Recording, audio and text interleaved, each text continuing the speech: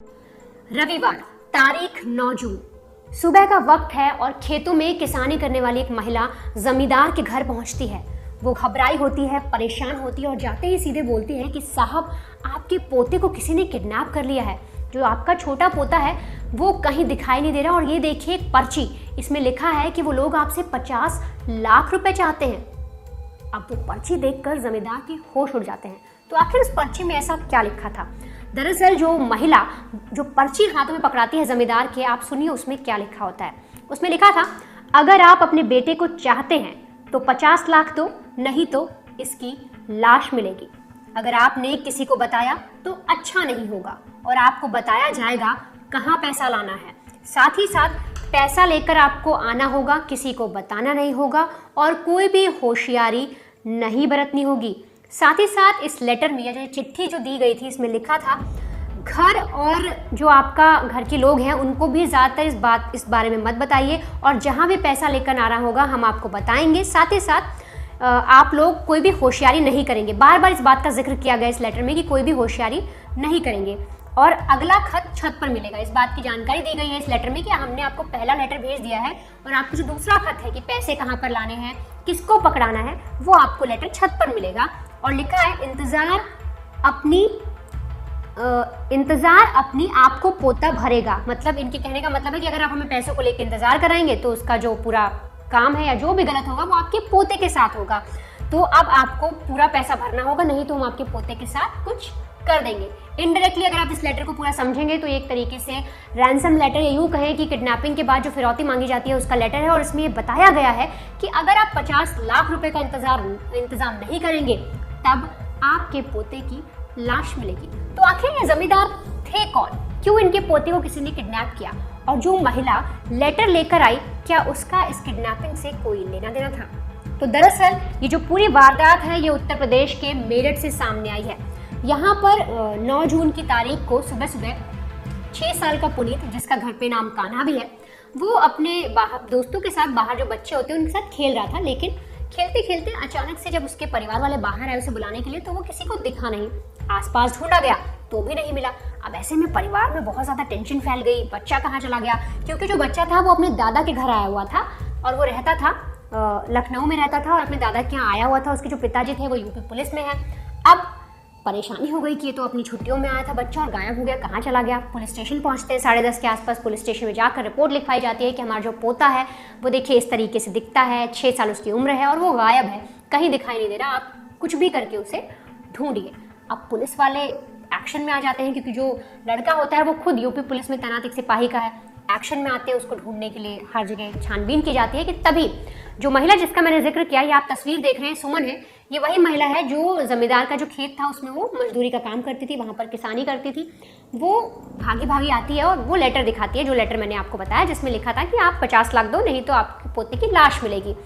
अब लेटर देखने के बाद पुलिस जो वाले जो हैं उनके भी होश उठते हैं कि आखिर इस एरिया में, इस जगह पर कौन है जो 50 लाख रुपए मांग रहा है और कैसे, किस तरीके से एक बच्चे को किडनैप कर लिया गया।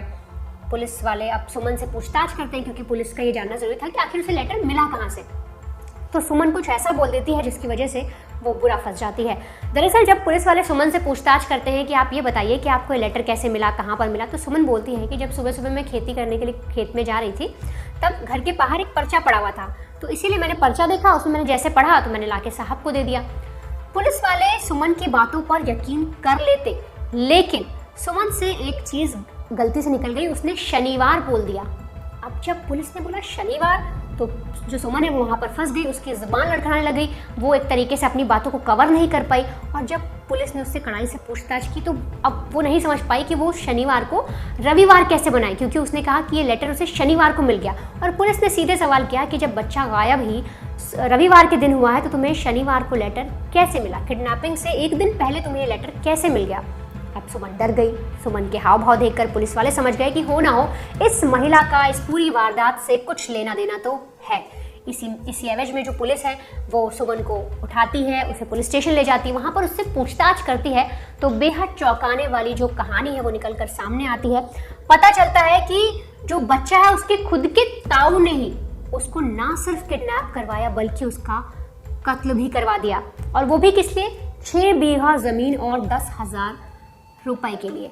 अब पुलिस के सामने सुमन थी जिसे रैंसम लेटर मिला था, वो फंस चुकी थी। पुलिस को समझ में आ चुका था कि सुमन का इसमें हाथ है। सुमन से कड़ाई से पूछताछ की जाती है और सुमन एक एक करके सारी कहानी बताती है। सुमन पुलिस वालों को बताती है कि जो इनके ताऊ हैं, यानी जो बच्चे के ताऊ हैं, उन्होंने कहा था कि बच्चे को किडनैप कर लो और फिर उसका कत्ल कर दो। इसमें दो कहानी सामने आती। पहली ये कि सुमन ने कुछ दिन पहले जो इसके बच्चे के जो दादाजी हैं जय भगवान यादव, उनसे 10,000 रुपये मांगे थे। उनसे कहा था कि मुझे कुछ ज़रूरत है, आप मुझे 10,000 रुपये दे दीजिए। लेकिन सुमन को शराब की लत थी और जय भगवान यादव ये पूरी बात जानते थे और इसीलिए उन्होंने इनकार कर दिया 10,000 रुपये देने से। अब कुछ दिन बाद उन्होंने एक और आदमी को, जो वहाँ पर मजदूरी करता था उनके खेतों में, उसको 10,000 दे दिए। ये बात सुमन को खटक गई और वो अंदर ही अंदर बदला लेना चाहती थी। उसे लग रहा था कि मुझे किसी भी तरीके से इनसे बदला लेना है। अब एक चीज़ तो ये थी कि सुमन के अंदर बदले की भावना आ चुकी थी और ये बात जान चुका था बहुत ही अच्छे से मनोज यादव। मनोज यादव जो जय भगवान यादव के बड़े बेटे हैं। इनके दो बेटे हैं, गोपाल यादव और मनोज यादव। मनोज यादव और गोपाल यादव में 6 बीघा की ज़मीन को लेकर दुश्मनी चल रही है और जो गोपाल यादव है वो अपने बेटे के साथ, पुनीत के साथ, अपनी बीवी के साथ यहाँ गाँव से बाहर रहता है, मेरठ में नहीं रहता। और इसीलिए इन लोगों की आपस में लड़ाई चलती है। जो मनोज यादव, उनका कहना है कि 6 बीघा ज़मीन उन्हें दे दी जाए जिससे वो वहाँ पर काम करेंगे, क्योंकि तुम तो यहाँ पर रहते ही नहीं। लेकिन लंबे समय से जो लड़ाई चली आ रही है वो इतनी आसानी से कैसे थम जाए। अब पूरा अगर मैं आपको पूरी इनकी जो परिवार की प्रॉपर्टी के बारे में बताऊं तो जय भगवान सरकारी टीचर थे और इन्होंने जब इनका रिटायरमेंट हुआ तो इनके पास जो पैसे आए और जो इनकी पुश्तैनी चीज़ें थी उससे इन्होंने 50 बीघा ज़मीन खरीदी। और वो ज़मीन खरीदने के बाद जब भाइयों में बांटी गई तो उसमें से 6 बीघा ज़मीन ऐसी बची जिसको लेकर कलेश हो गया, जिसमें अच्छे से बंटवारा नहीं हो पाया और दोनों भाई इस चीज़ को लेकर लड़ने लगे। अब जो मनोज यादव यानी कि जो बच्चे के ताऊ थे, उनके मन में बैठ गई थी ये बात कि ये ज़मीन का इतनी बड़ी लड़ाई चल रही है, मैं अपने भाई को मज़ा चखाऊंगा, ये मैं अपने भाई से बदला लूँगा। और इसीलिए उन्होंने प्लान बनाया कि बच्चे को रास्ते से हटा देते हैं। और पूरी प्लानिंग के तहत उन्होंने मजदूर जो सुमन थी उससे और उसके एक साथी को राज़ी किया, पैसे दिए, उनसे बच्चे की किडनैपिंग करवाई और किडनैपिंग करवाने के बाद उसका कत्ल तक करवाया। जो सुमन है और जो उसके साथी, वो बच्चे को खिलाने के बहाने गन्ने के खेत में ले गए। वहाँ पर उसके हाथ पैर बांधे रस्सी से, उसके मुंह में गन्ना ठूसा, पत्ते ठूसे ताकि वो चिल्ला ना पाए, उसका गला दबाया। गला दबाने के बाद जब उसका कत्ल कर दिया गया तो बाकायदा जो लेटर है वो भी लिखा गया और फिर वो लेटर पहुँचाया गया। अब ये सारी बात जानने के बाद पुलिस को ये जानना था कि लेटर लिखा किसने है।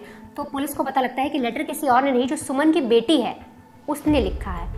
पुलिस को ये कैसे पता लगता है? तो दरअसल जब पुलिस वाले इस लेटर की छानबीन कर रहे थे कि आखिर कैसे आया, कौन भेज सकता है, तो उन्हें पता लगता है कि नोटबुक का पन्ना, जैसे आप अभी तस्वीर भी देख रहे हैं, तो पता लग रहा है जिसमें हम जो कॉपीज होती हैं उनका ये पेपर है और उसको फाड़ा गया है। अब पुलिस वाले सुमन के घर में भी पूरी चीज़ चेक करते हैं, तहकीकात करते हैं, तो वहाँ पर नोटबुक मिलती है और उसका पन्ना फटा मिलता है।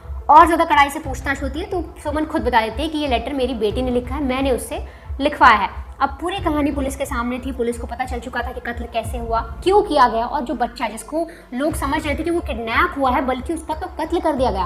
50 लाख मांगने का तो बस एक ढोंग किया गया था केस को गुमराह करने के लिए। असली मकसद तो बच्चे के ताऊ का यही था कि उस बच्चे को, जो पुनीत है, उसे उसका कत्ल कर दिया जाए। और अब इसके बाद जो घर वाले हैं, जो दादाजी हैं, जो पिता हैं, जो माँ है, वो इंसाफ की मांग लगा रही हैं। सबका जो है, सब एक तरीके से सदमे में है कि अपने ही घर के लोग कैसे इस तरीके से एक वारदात को अंजाम दे सकते हैं और एक छोटे बच्चे का कत्ल करवा सकते हैं अपनी दुश्मनी के चलते।